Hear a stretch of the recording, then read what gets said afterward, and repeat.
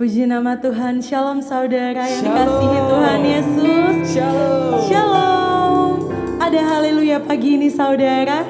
Haleluya. Amin. Saya yakin dan percaya kita semua penuh dengan haleluya. Amin. Amin. Pagi ini kita mau datang sama Tuhan. Kita mau angkat setiap penyembahan kita. Kita mau ekspresikan setiap penyembahan kita saudara. Mari saya ajak untuk kita bersatu di dalam doa. Kembali kami mengucap syukur Bapa untuk pagi yang indah ini Tuhan. Kalau kami boleh berkumpul via Zoom Tuhan, itu semua karena kasih-Mu Tuhan Yesus. Kami masih bisa berdiri Tuhan, kami masih bisa bernafas Tuhan Yesus.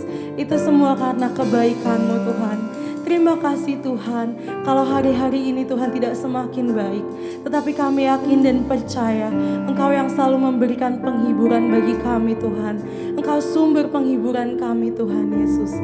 Engkau selalu mengasihi dan menyayangi kami Tuhan. Pagi ini Tuhan kami datang dengan segala kerendahan hati kami Tuhan. Kami ingin mengangkat setiap penyembahan kami. Haleluya.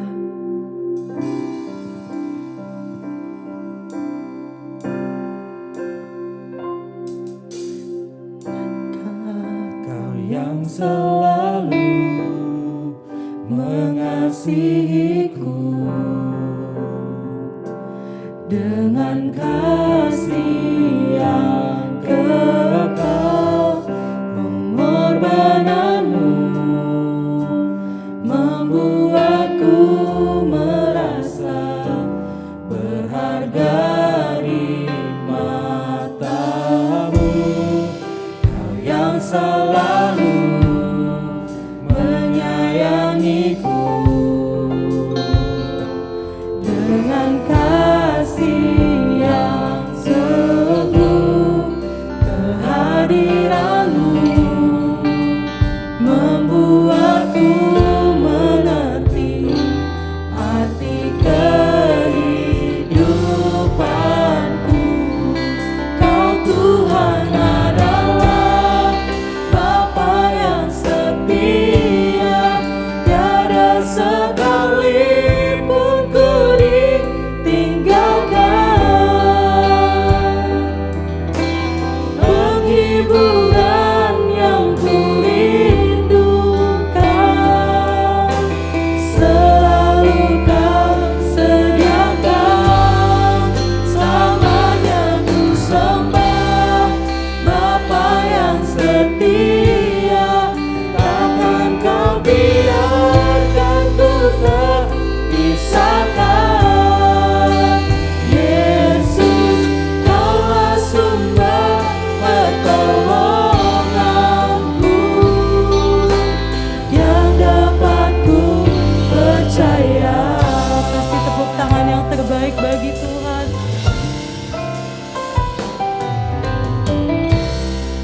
Kau yang selalu mengasihiku dengan kasih yang kekal, pengorbananmu membuatku merasa berharga di matamu. Kau yang selalu menyayangiku. Amin. Dengan kasih-Mu yang sungguh Tuhan Yesus. Kehadiranmu membuatku mengerti arti kehidupanku. Kau Tuhan adalah Bapa yang setia, tiada sekalipun ku ditinggalkan.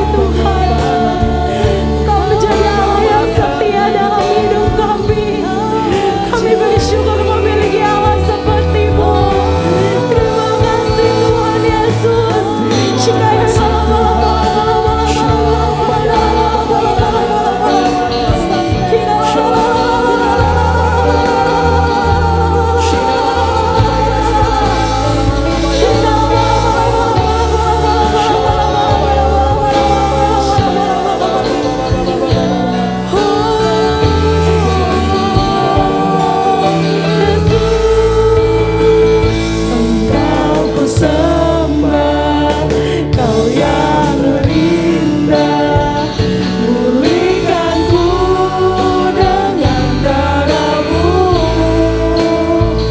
Engkau kusembah, Bapa mulia, seumur hidupku ku mau menyembah-Mu sembah. Kau yang terindah, pulihkanku dengan darah-Mu. Engkau kusembah, Bapa mulia, seumur hidupku ku mau. Sekali lagi kita angkat lagu ini dengan sorak-sorai. Haleluya. Engkau kusembah, Bapa indah, pulihkanku dengan darah-Mu. Pulihkan kami dengan darah-Mu Tuhan. Kau kami sembah Tuhan Yesus di tempat maha tinggi. Seumur hidupku, seumur hidup kami akan menyembah-Mu Tuhan Yesus. Seumur hidupku ku mau menyembah-Mu. Sekali lagi, seumur hidupku ku mau menyembah-Mu. Berikan tepuk tangan yang terbaik bagi Tuhan kita. Sorakan haleluya. Engkau Raja di atas segala raja Yesus. Kau yang kami sembah dan kami tinggikan Tuhan. Hanya di dalam nama Tuhan Yesus kami siap memuji dan menyembah-Mu lebih lagi. Pagi ini kami ingin bersorak-sorai bagi-Mu Tuhan. Dengan sukacita kami akan menari Tuhan. Terima kasih Tuhan Yesus. Mari sama-sama kita katakan amin. Puji Tuhan. Siap untuk memuji nama Tuhan, amin saudara. Amin. Kita mau menari buat Tuhan pagi ini. Musik. Kasih Allah tak pernah berkesudahan dalam hidup kita, amin.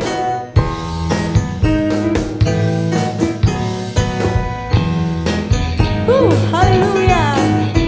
Katakan saudara. Kasih Allah tak berkesudahan, selalu baru setiap hari. Rahmat-Nya pun tak pernah berakhir seumur hidupku.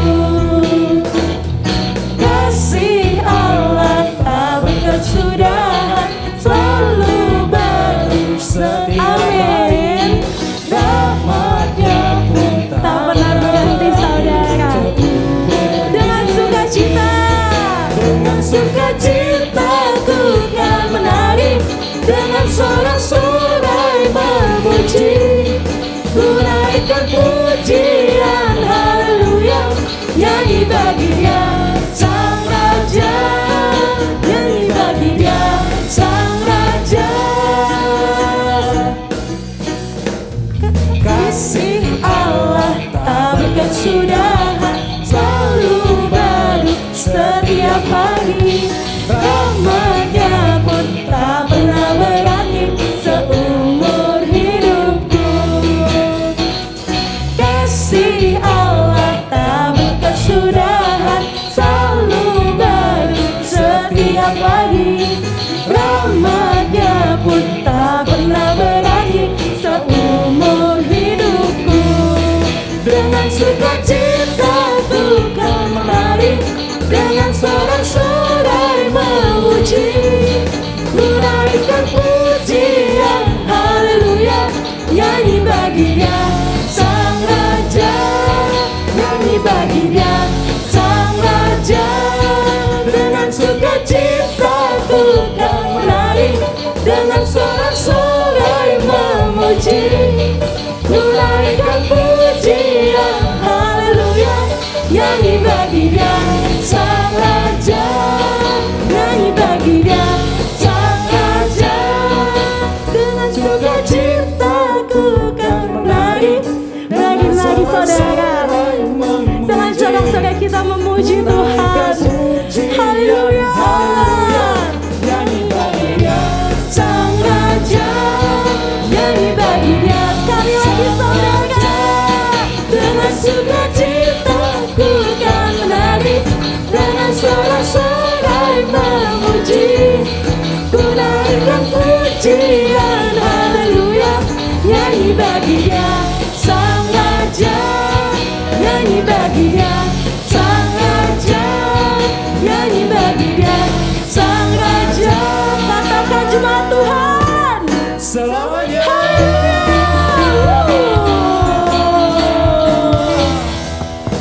Puji Tuhan. Haleluya. Luar biasa saudara. Mari kita siapkan hati kita.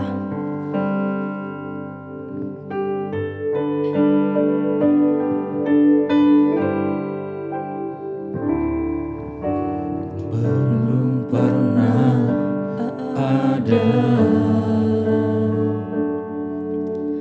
kasih di dunia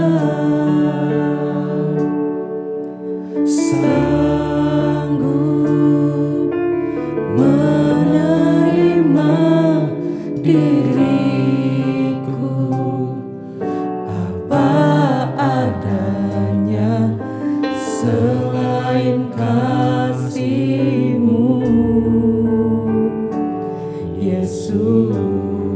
Sungguh tiada lagi, Sungguh tiada lagi kasih seperti ini,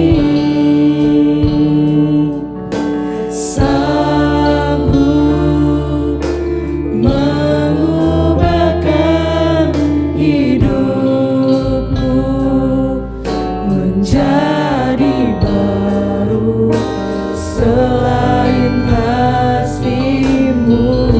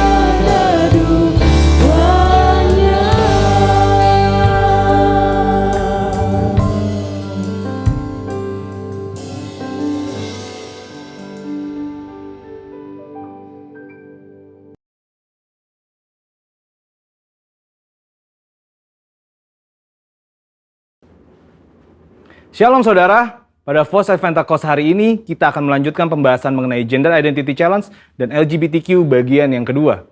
Saudara, kita semua harus mengerti bahwa gender identity itu berpengaruh pada perilaku seksual dalam hal ketertarikan fisik dan hasrat seksual seseorang. Maka dari itu kita semua harus mengerti bahwa gender identity seseorang harus benar terlebih dahulu, baru kita bisa membahas mengenai ketertarikan fisik dan hasrat seksual seseorang termasuk yang menyimpang seperti LGBTQ.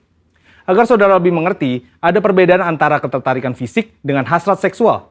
Ketertarikan fisik merupakan perasaan ketertarikan kepada seseorang karena faktor biologis atau secara fisik seperti penampilan, wajah, bentuk tubuh, suara, bau tubuh, tatapan, dan sebagainya yang bisa terjadi sesaat atau untuk waktu yang lama.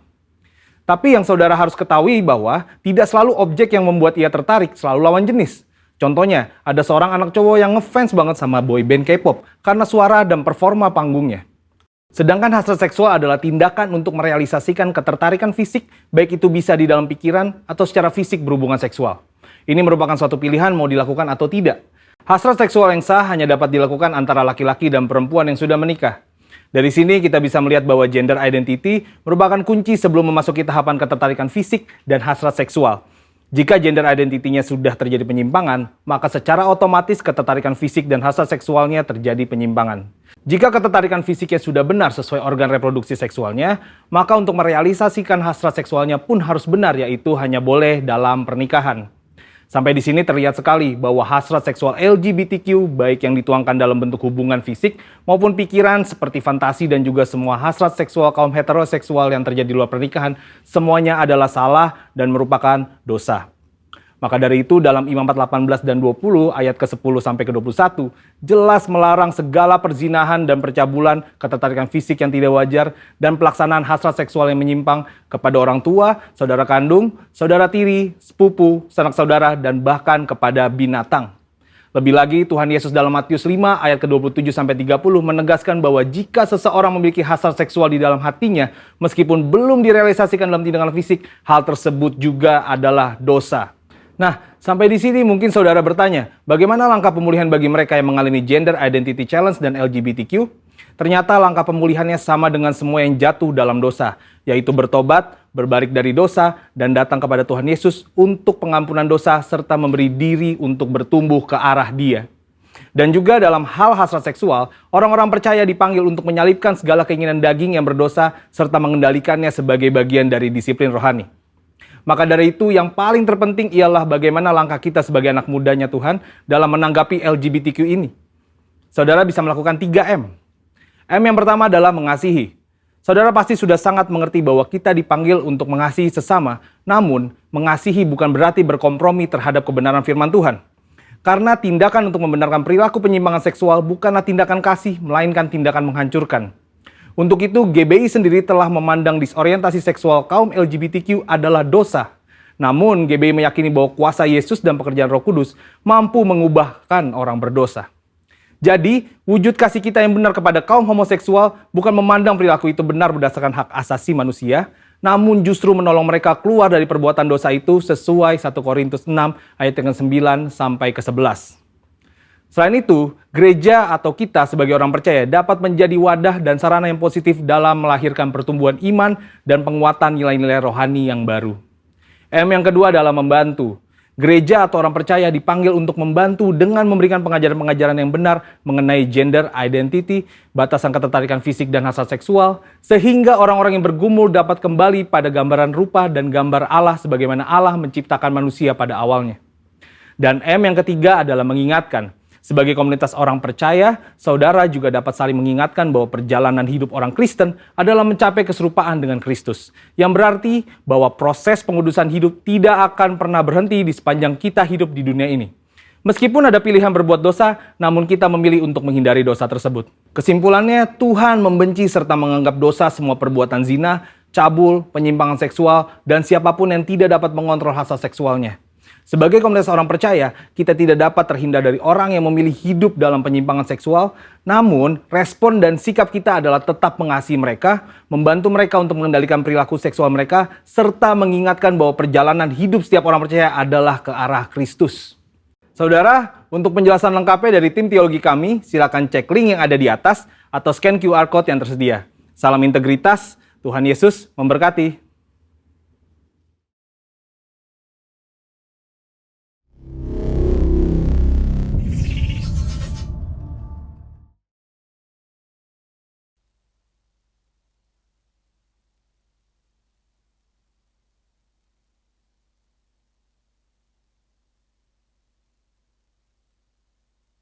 Bapak, kami bersyukur atas kesempatan demi kesempatan yang Tuhan selalu beri bagi kami.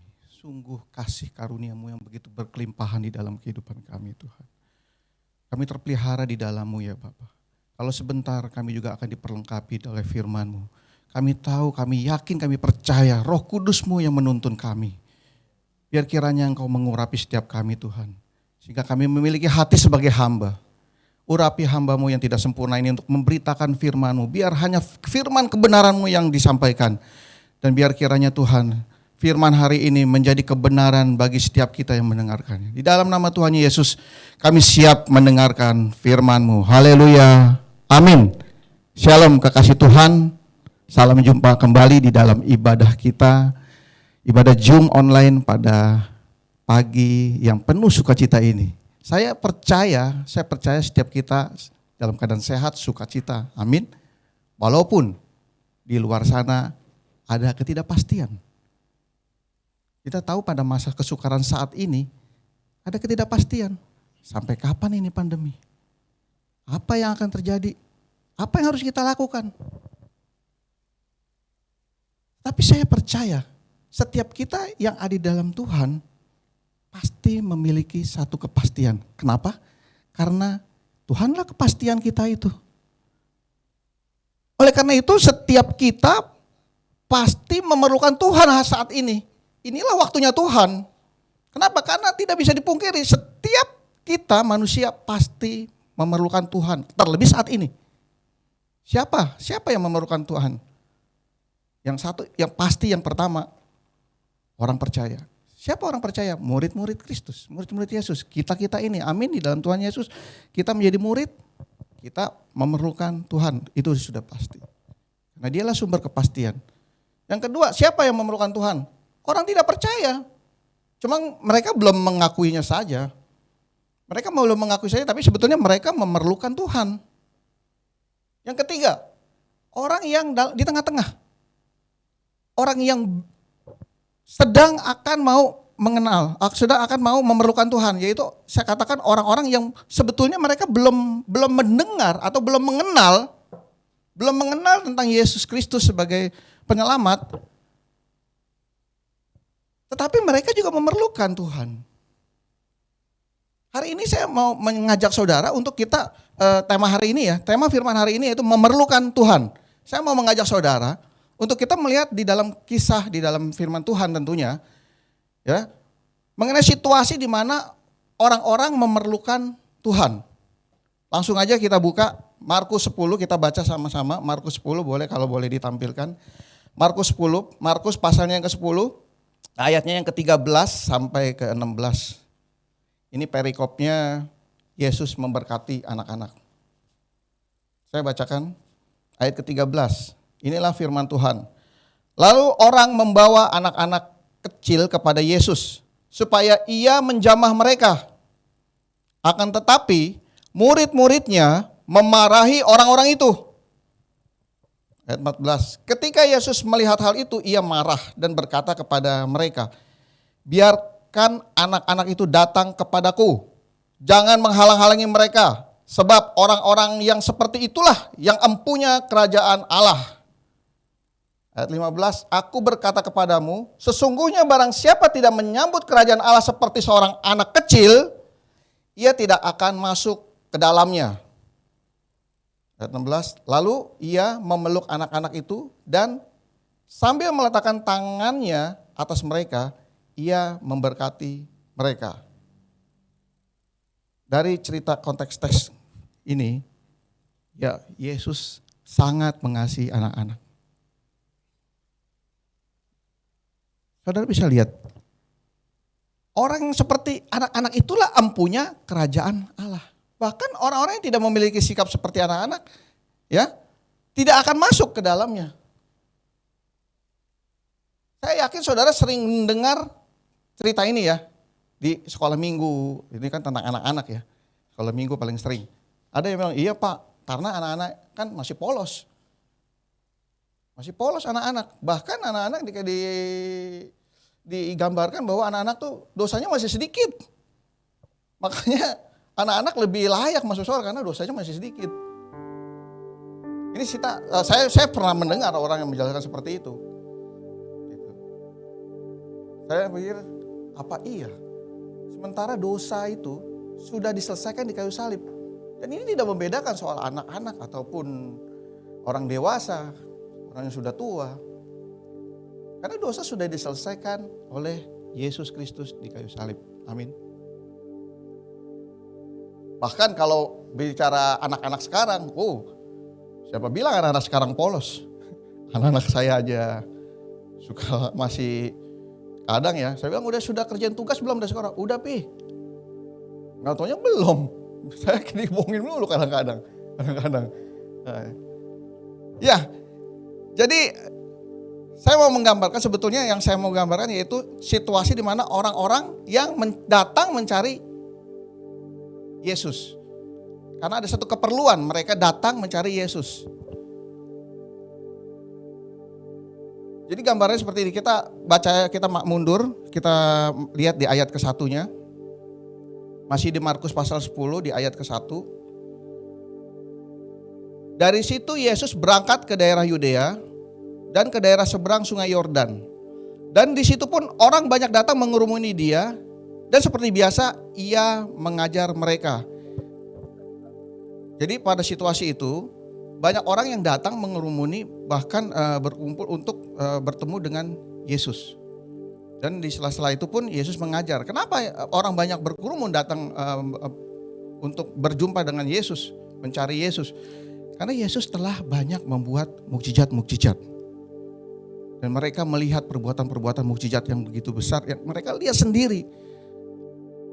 Dan sampai ke banyak orang banyak berkumpul untuk berkumpul untuk mencari Yesus.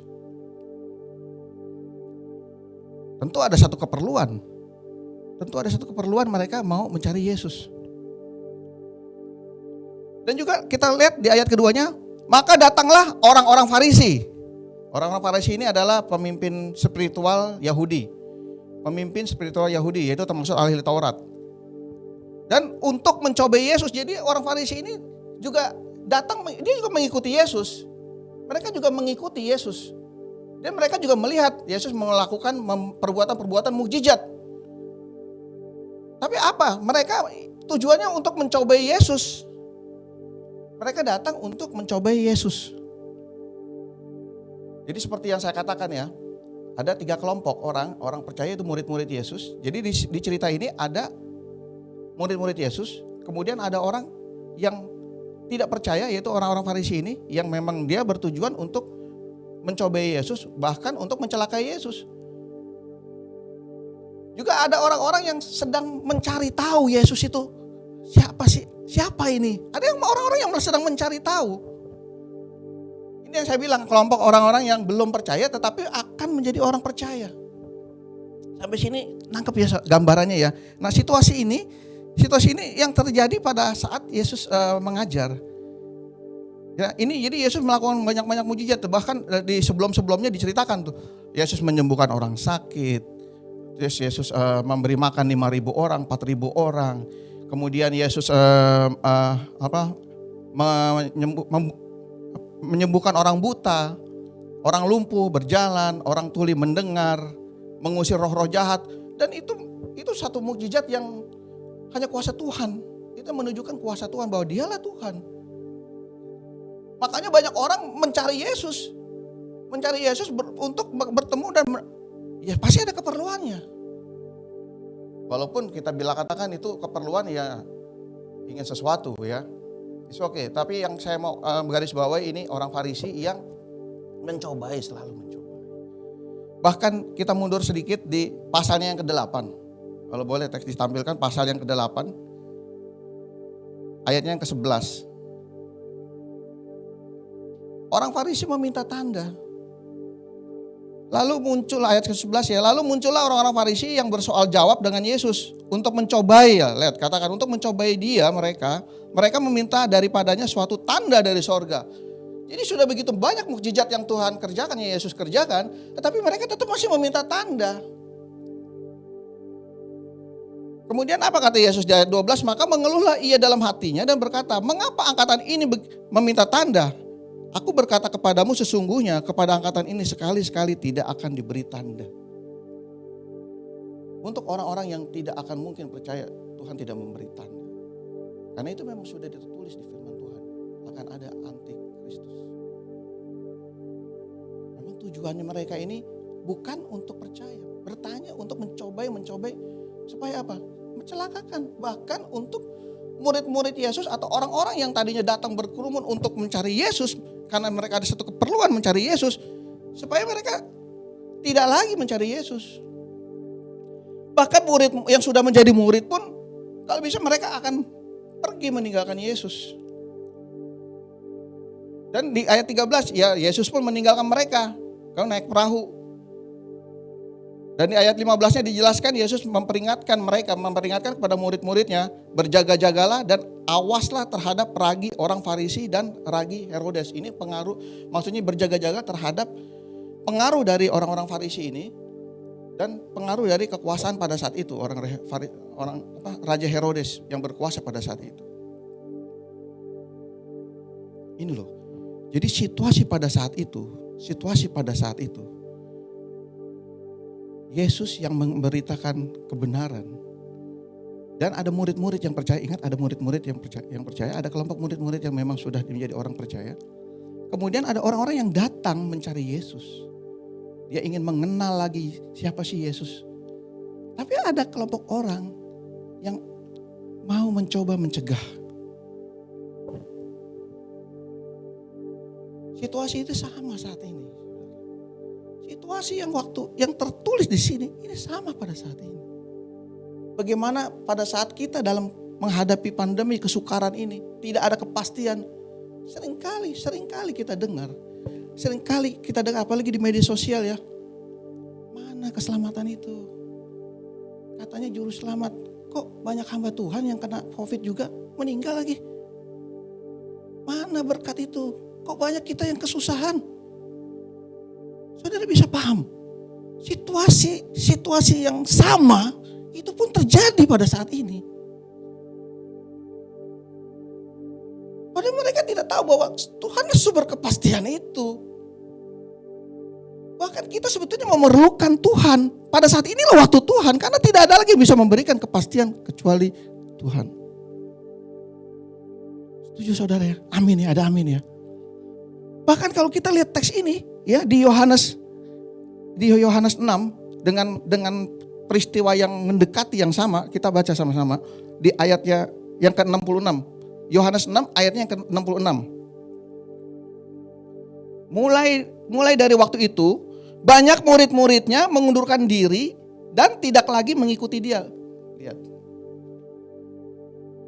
Bahkan yang sudah menjadi murid pun meninggalkan dia. Meninggalkan Yesus. Luar biasa. Karena satu pertanyaan tentang roti hidup.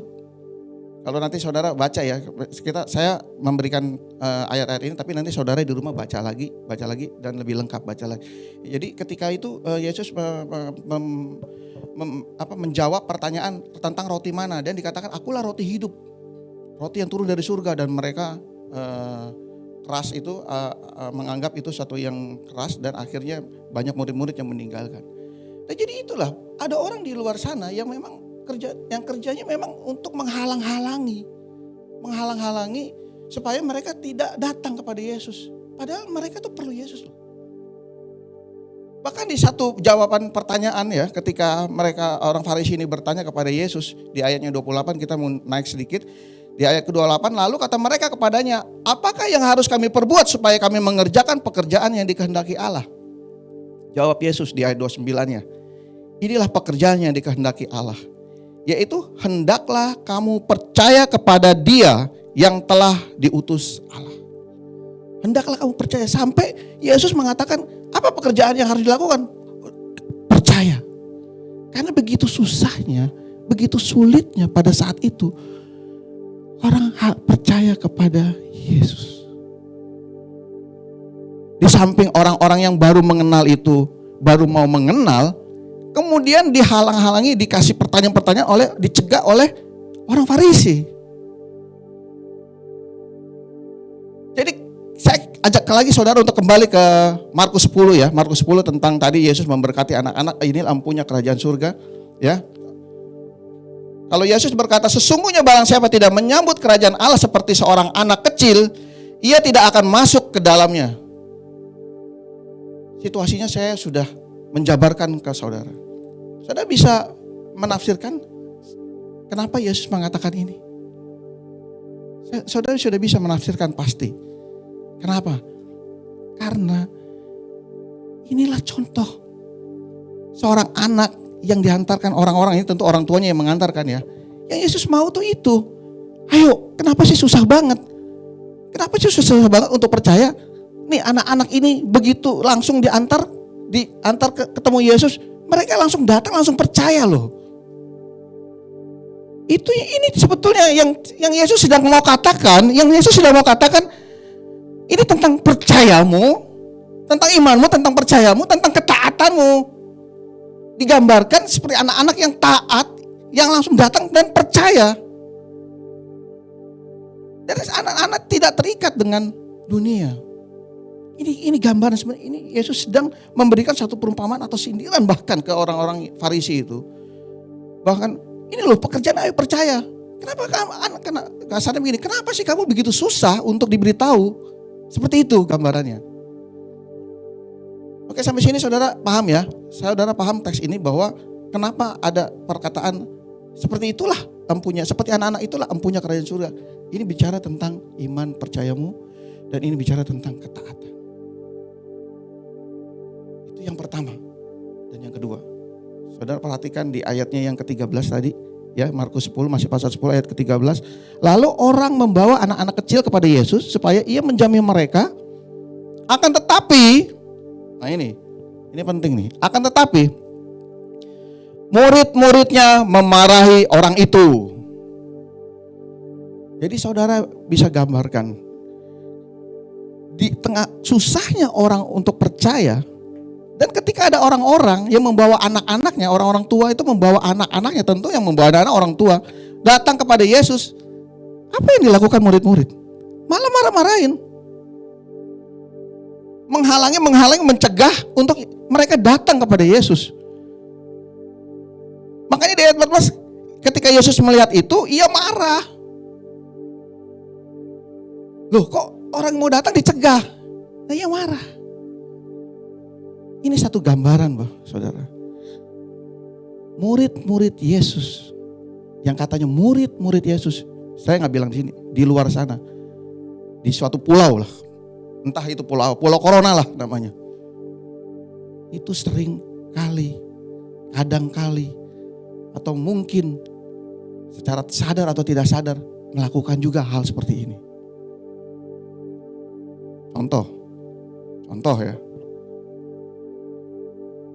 Contoh, menghakimi.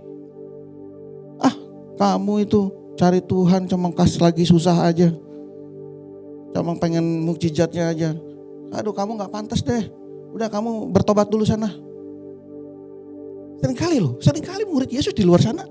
Di pulau, saya dikatakan di pulau sana ya. Itu mengatakan seperti itu. Bertobat, makanya kamu hidup dalam dosa terus. Udah kamu gak pantas deh, gak layak.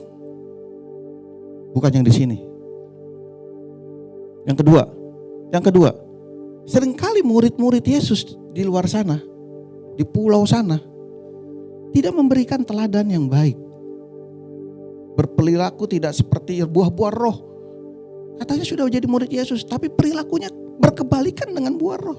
Sering marah, bohongin orang, bertengkarlah suami istri. Sering tidak percaya, terus ketakutan hidupnya. Seringkali memberikan satu gambaran ke orang lain di luar sana yang melihat, loh kok orang Kristen hidupnya seperti ini ya? Tidak memberikan teladan. Tidak menjadi saksi Kristus, padahal firman Tuhan sudah jelas mengatakan, jadilah terang, biarlah terang itu bercahaya di hadapan orang, diperlihatkan orang. Supaya apa? Mereka melihat perbuatanmu yang baik dan memuliakan nama Bapa di surga. Tapi yang sering terjadi, yang acap kali terjadi, kadang kali terjadi, kebalikannya. Orang melihat murid-murid Yesus di pulau sana, itu kebalikannya. Kebalikan dari buah-buah roh. Tidak menunjukkan roh Allah ada di dalam dia. Itu yang kedua. Yang ketiga, sabar saudara, ada 10. Enggak, saya bercanda. Jangan stres. Yang ketiga, murid-murid, katanya murid, tapi dia sendiri tidak datang kepada Yesus. Saudara bisa lihat di teks ini. Anak-anak datang, murid-murid malah marah-marah mencegah untuk anak-anak itu datang kepada Yesus. Mencegah Yesus tapi dia sendiri tidak datang kepada Yesus. Oh ini banyak tuh saudara. Di masa kesukaran saat ini yang harusnya kita tunduk berlutut berdoa, memohon kepada perlindungan Tuhan, mengandalkan Tuhan. Apa yang terjadi? Mereka lupa, panik, ketakutan, kecewa, doanya gak dijawab. Akhirnya tidak datang kepada Yesus, marah, putus asa. Itu yang terjadi. Ini murid yang di luar sana, di pulau sana. Ini yang fatal. Yang keempat, murid-murid Yesus yang katanya murid tidak memberikan kesempatan, dalam arti berhenti pada keselamatan diri dia sendiri. Nah ini, ya murid-murid Yesus sudah menjadi orang percaya dan menjadi bagian dari kerajaan Allah. Tapi dia lupa bahwa ada hak orang lain di luar sana. Ada hak, ada kelompok tadi ya yang baru mau mengenal karena mereka belum mendengar. Inilah tugas dari murid-murid Yesus. Apa? Untuk apa? Menjadi kesaksian. Memberi kesaksian tentang Kristus supaya mereka mengenal, mereka mendengar dan mereka mau menerima pengajaran. Jangan berhenti pada keselamatan diri kita sendiri. Saudara bisa paham ya yang saya maksud pesan ini ya. Jadi dari teks cerita ini kita bisa melihat situasinya dan kita bisa mengambil hikmatnya bahwa ini loh ternyata yang terjadi. Seperti ini yang terjadi. Dan saya bersyukur hari ini saya berkesempatan untuk menyampaikan ini dan saya percaya setiap kita yang sudah mendengar ini paling tidak kita akan introspeksi, oh iya, yuk apa yang harus kita lakukan, sikap apa yang harus kita kerjakan. Dan kita bisa lihat situasi saat apa supaya iman kita tidak goyah karena di luar banyak orang-orang yang anti terhadap Yesus Kristus. Saudara bisa paham sampai hari ini? Saudara mengerti yang saya sampaikan, saudara bisa mengerti ya? Amin, ada amin untuk itu.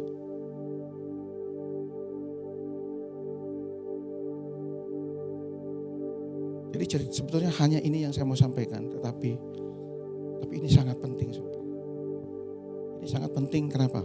Karena inilah waktunya Tuhan. Justru di masa kesukaran inilah, di masa kesukaran ini, murid-murid Yesus harus menjadi berkat.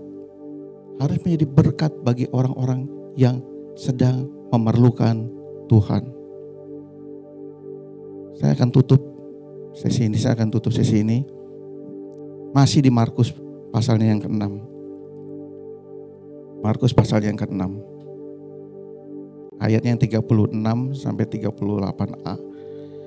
Ini tentang Yesus membuat mukjizat, memberi makan 5.000 orang. Setelah ini kita nyanyikan satu lagu kalau boleh.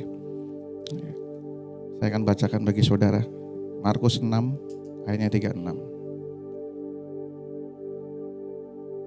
Mohon maaf dari ayat yang 35, dari ayat 35 sampai 37. Pada waktu hari sudah mulai malam, datanglah murid-muridnya kepadanya dan berkata. Jadi pada saat itu banyak orang berbondong-bondong datang dan hari sudah malam dan Yesus tergerak hatinya karena apa? Karena mereka pasti belum makan. Ada sesuatu kebutuhan bagi mereka bahwa mereka memerlukan makan untuk kelangsungan hidup. Tapi hari sudah malam. Dan datanglah murid-murid kepadanya dan berkata, tempat ini sunyi dan hari sudah mulai malam. Ini satu gambaran, murid-murid mengatakan ini satu hal yang mustahil, yang sulit sekali. Sulit untuk memberi mereka makan. Bahkan di ayat 36, saudara bisa baca lihat di ayat 36, mohon maaf dengan sok taunya.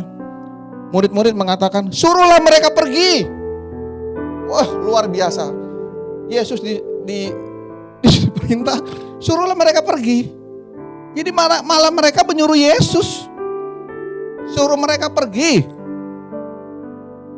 Dengan alasan apa? Supaya mereka dapat membeli. Udah urusan mereka sendirilah. Urusan mereka sendiri, cari makan sendiri, cari hidup mereka sendiri.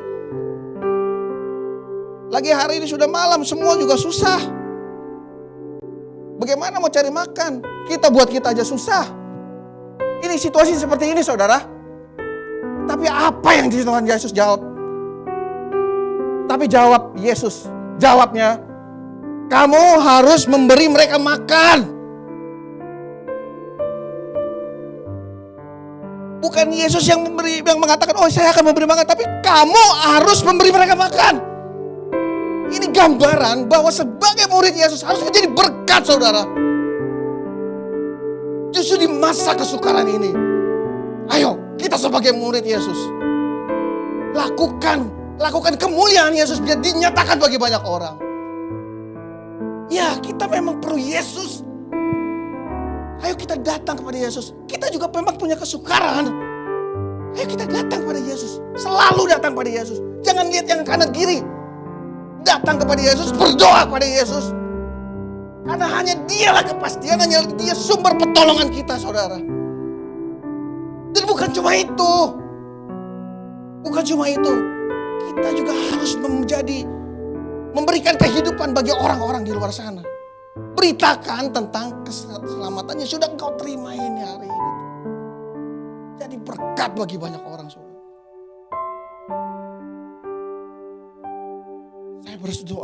Saya berdoa hari ini setiap kita, saudara dan saya, dengan sempurna dipakai Tuhan. Biar kuasa Tuhan, kasih Tuhan melimpah di dalam setiap kita. Amin. Pertama tentu buat kita dan keluarga terpelihara sempurna. Tetapi ingat keselamatan itu bukan hanya buat kita, saudara. Ada orang-orang di luar sana yang sedang menanti mendengarkan untuk mengetahui, mengenal Yesus siapa.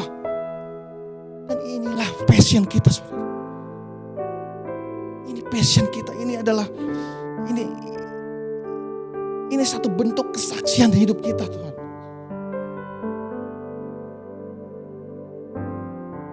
Ayo, saya percaya saudara pasti akan dipakai Tuhan lebih dan lebih lagi dari hari ini. Dan saya percaya saudara pasti akan diberi kesehatan, pemeliharaan yang sempurna, berkat yang berkelimpahan. Sehingga orang lain melihat bahwa engkau terpelihara walaupun di masa kesukaran tetap menjadi berkat bagi orang lain. Mari beri kemuliaan buat Tuhan Yesus. Kita nyanyikan satu lagu pujian, Kami Perlu Kau Tuhan.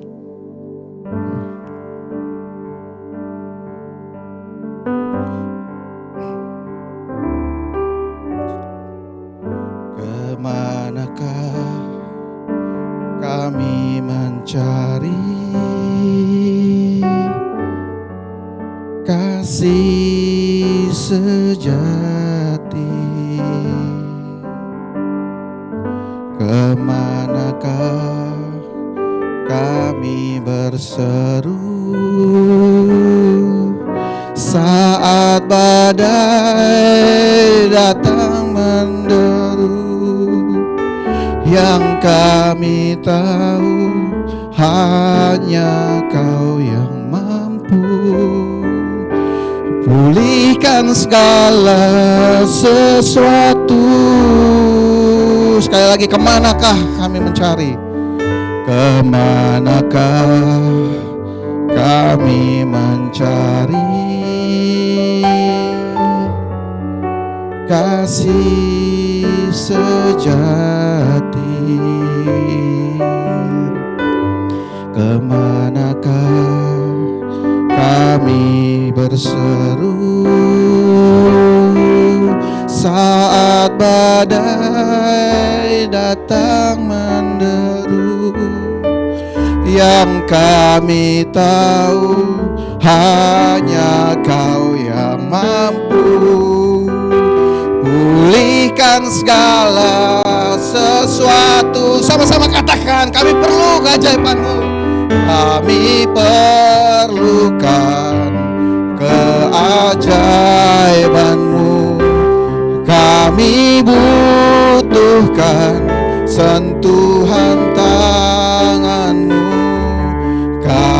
tak dapat jalan sendiri. Kami perlu Kau Tuhan. Kami perlukan keajaiban-Mu. Kami perlukan keajaiban-Mu. Kami butuhkan sentuhan tangan-Mu. Kami tak dapat jalan sendiri. Kami perlu Kau Tuhan. Dengan sikap doa, saudara, hari-hari kesukaran ini di mana tidak ada kepastian, bersyukur. Bersyukur kita murid-murid Yesus memiliki kepastian, yaitu Yesus Kristus sebagai penolong kita. Kita pasti terselamatkan. Percayalah, kita pasti terselamatkan. Saya berdoa kita semua diberkati, kita semua diberi kesehatan, bahkan kuasa darah Yesus yang begitu sempurna memproteksi saudara dan saya, sehingga memiliki imunitas kekebalan tubuh yang begitu sempurna. Itu yang pertama. Dan yang kedua, karena kita telah menerima itu, biar semua apa yang kita terima, kebaikan-kebaikan Kristus itu diperlihatkan bagi banyak orang. Jadilah saksi dari kehidupan Kristus. Seperti firman mengatakan, jadilah saksiku di Yerusalem, Yudea, Samaria, dan sampai ke ujung bumi. Itu kita lakukan sebagai murid-murid Yesus. Jika hari ini ada di dalam setiap saudara yang masih dalam pergumulan sakit penyakit, ataupun kesulitan-kesulitan ekonomi, atau pergumulan apapun, hari ini ucapkan doamu. Karena Dia yang begitu baik pasti akan mengabulkan setiap doamu. Bahkan bukan hanya mengabulkan, memberkati, berkelimpahan kasih-Nya yang begitu besar. Yuk kita sama-sama berdoa. Saya berdoa untuk saudara yang sakit di dalam nama Tuhan Yesus. Kami percaya Tuhan, hari ini Engkau jamah setiap kami Tuhan, murid-murid-Mu. Kami tahu Tuhan Yesus, Engkau begitu baik. Darah Yesus Kristus dan biru-birunya menyembuhkan, memulihkan, bahkan memproteksi kami semua, sekeluarga kami bersama keluarga. Di dalam nama Tuhan Yesus Engkau memberkati kami selalu sehat. Bahkan kemanapun kami melangkah, dimanapun kami berada, perlindungan Tuhan yang begitu sempurna melingkupi kami Tuhan, sehingga kami selalu sehat. Dan kami juga percaya Engkau memakai kami Tuhan, Engkau mengurapi setiap kami, memampukan kami Tuhan, sehingga kami siap menjadi murid-murid-Mu yang siap memberikan kesaksian tentang kehidupan-Mu bagi banyak orang. Biar mereka juga yang memerlukan Tuhan datang dan mengenal kepada-Mu Tuhan. Mampukan kami ya Bapa. Beri kuasa-Mu, beri kasih-Mu ya Bapa. Beri hikmat-Mu Bapa. Di dalam nama Tuhan Yesus kami berdoa dan mengucap syukur. Haleluya, haleluya. Amin. Katakan, kami perlukan keajaiban-Mu. Kami perlukan keajaiban-Mu. Kami butuhkan sentuhan tangan-Mu. Kami tak dapat jalan sendiri. Kami perlu Kau Tuhan. Kami perlukan keajaiban-Mu. Kami butuhkan sentuhan tangan-Mu. Kami tak dapat jalan sendiri. Kami perlu Kau Tuhan. Setiap kita berdoa masing-masing di rumah, katakan, ucapkan di dalam doamu ya. Yang menjadi pergumulanmu, ucapkan di dalam doamu, saudara. Percayalah, Tuhan pasti mengabulkan setiap doamu. Tuhan pasti memberkatimu, berkelimpahan di dalam Kristus Yesus. Karena Dialah Bapa yang sanggup memenuhi segala keperluanmu menurut kekayaan dan kemuliaan Bapa di dalam Kristus Yesus. Sekali lagi katakan, kami perlu Kau Tuhan. Kami perlukan keajaiban, kami butuhkan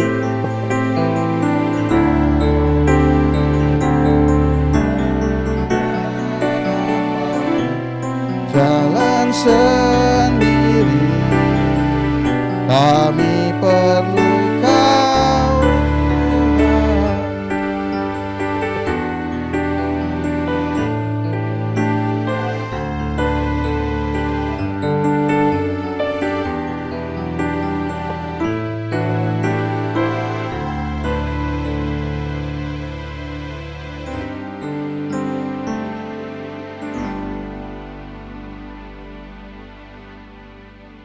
Shalom jemaat di GBI Aston, bagaimana kabar hari ini? Saya yakin dan percaya kita masih ada di dalam lindungan Tuhan. Amin. Pertama-tama kami mengucapkan terima kasih kepada hamba-Nya yang membawakan kebenaran firman Tuhan pada pagi hari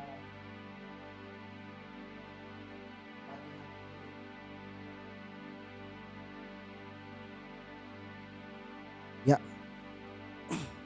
pertama-tama kami mengucapkan terima kasih kepada hamba-Nya yang membawakan firman Tuhan pada pagi hari ini, kepada Bapak Nohman Sumadi. Terima kasih Pak buat firman hari ini, Tuhan Yesus memberkati. Ya, kita akan mendengarkan pengumuman kegiatan sepekan GBI BKP Aston.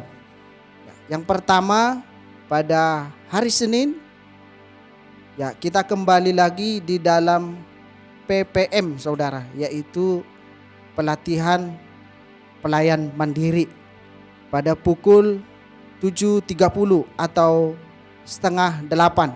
Ayo saudara, persiapkan hati kita semua, tidak ada terkecuali, kepada semua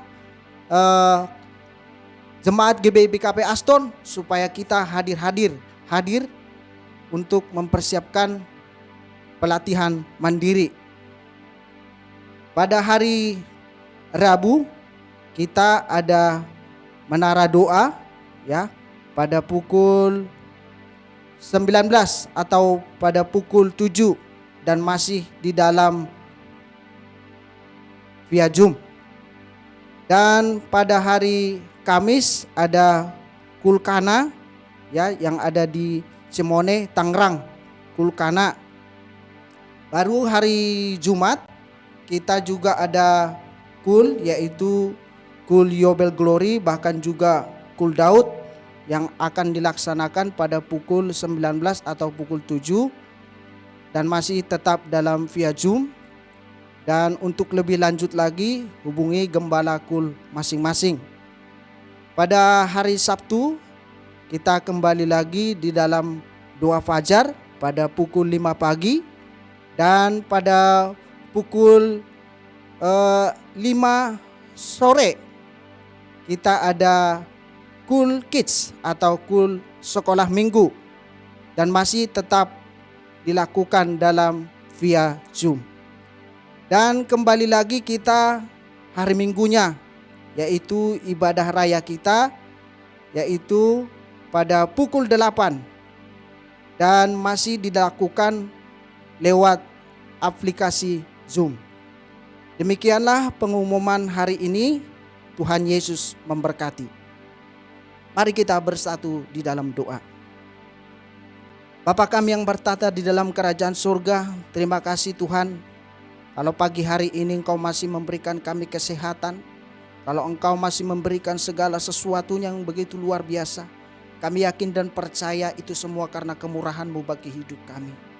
Terima kasih Bapa, buat pagi hari ini Engkau memberkati hamba-Mu Bapak Nohman Sumadi yang sudah memberitakan kebenaran firman-Mu. Biarlah kiranya firman-Mu ini yang akan menjadi kekuatan dan sumber kehidupan di dalam hidup kami.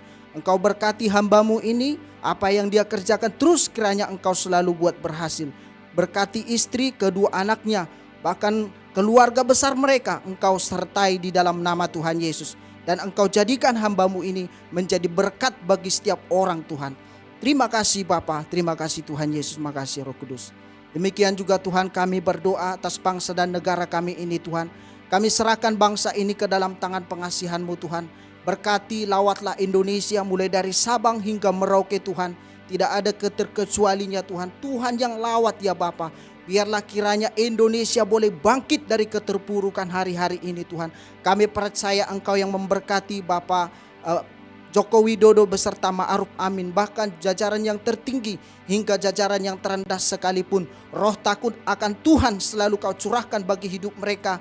Kemampuan demi kemampuan Tuhan yang memberikan kepada hidup mereka. Bahkan juga hikmat marifat yang daripada Engkau selalu Kau berikan bagi hidup mereka ya Tuhan.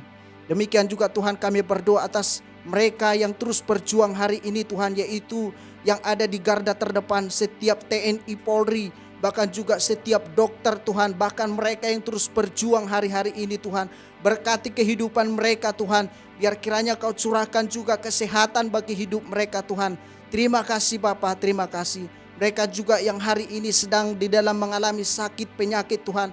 Mereka yang ada di isoman Tuhan, yang ada di rumah-rumah, yang ada di rumah sakit, yang ada di hotel, bahkan dimanapun mereka mengasingkan diri untuk menyembuhkan mereka di dalam COVID Tuhan. Tuhan kami berdoa Tuhan supaya kesembuhan demi kesembuhan Kau curahkan bagi hidup mereka. Bahkan sucikan, kuduskan Tuhan obat yang mereka minum, supaya mereka boleh mengalami kesembuhan yang daripada Engkau Tuhan. Supaya setiap hari-hari ini Tuhan, tingkat daripada COVID-19 ini yang sakit akan semakin mengecil, bahkan juga yang sembuh akan semakin banyak di dalam nama Tuhan Yesus. Terima kasih Bapa. Demikian juga Tuhan kami berdoa atas hamba-hamba-Mu, yaitu Bapak Niko Notoharjo beserta wakilnya, bahkan Bapak Wiwi Komulyono beserta wakilnya, bahkan juga Bapak Rudi Siregar yang kami kasihi Tuhan, bahkan ketiga wakilnya. Tuhan Engkau berkati hamba-hamba-Mu ini Tuhan. Mereka ini adalah orang-orang yang sudah Engkau pilih untuk memberitakan kebenaran firman-Mu. Sampai ke ujung dunia pun Kau berikan bagi hidup mereka kemampuan lutut yang kuat Tuhan, supaya kabar sukacita ini boleh mereka beritakan bagi mereka yang belum diselamatkan ya Tuhan. Berkati setiap istri, bahkan anak-anak mereka, menantu mereka, cucu-cucu mereka, Engkau berkati berlimpah-limpah di dalam nama Tuhan Yesus.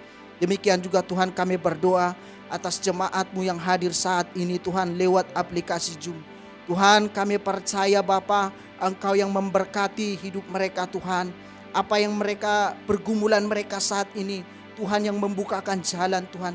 Mereka yang sakit disembuhkan, mereka yang terikat Tuhan yang lepaskan. Mereka yang hari ini suam-suam kuku, bangkitkan kembali, kasih mula-mula mereka Tuhan, supaya tetap mereka berseru dan memanggil nama-Mu ya Tuhan. Terima kasih Bapa, terima kasih. Engkau berkati setiap usaha mereka Tuhan, dalam nama Yesus, dalam nama Yesus. Demikian juga Tuhan, mereka jemaat-Mu GBI BKP Aston yang belum hadir saat ini, Tuhan minggu-minggu depan Tuhan Engkau berkati hidup mereka. Apabila ada pergumulan di dalam hidup mereka, Tuhan Engkau yang memberikan jalan keluar bagi hidup mereka, supaya mereka boleh bertemu kembali, bersekutu bersama-sama untuk memuji, memuliakan nama-Mu Tuhan. Terima kasih Bapa. Hanya di dalam nama Tuhan Yesus kami berdoa dan mengucap syukur. Haleluya. Amin. Kiranya Engkau memberkati aku berlimpah-limpah. Mari angkat kedua tanganmu saudara kasih dalam Tuhan, dan memperluas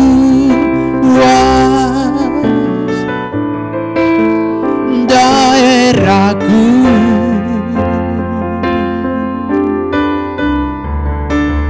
dan kiranya tangan-Mu menyertai aku dan melindungi aku daripada malapetaka, sehingga kesakitan tidak menimpa. Mari sekali lagi katakan kepada Dia dengan sungguh-sungguh. Angkat kedua tanganmu, arahkan hatimu kepada Dia. Kiranya Engkau memberkati aku berlimpah-limpah, dan memperluas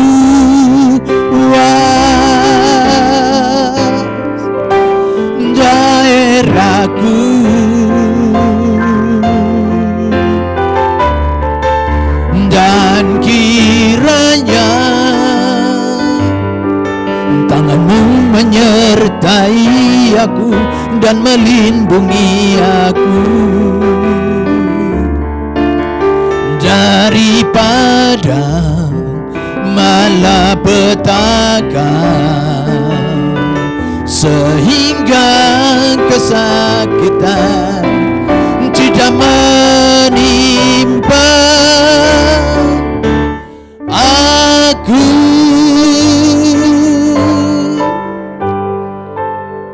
Kasih dan anugerah yang berlimpah-limpah dari Allah Bapa di dalam surga, di dalam Putra yang tunggal Tuhan kita Yesus Kristus, persekutuan yang indah yang manis dengan Roh Kudus yang terus menyertai saudara mulai dari pagi hari ini sampai Maranatha, hidup kekal selama-lamanya. Yang selalu percaya, mari kita sama-sama katakan amin, amin, amin, amin.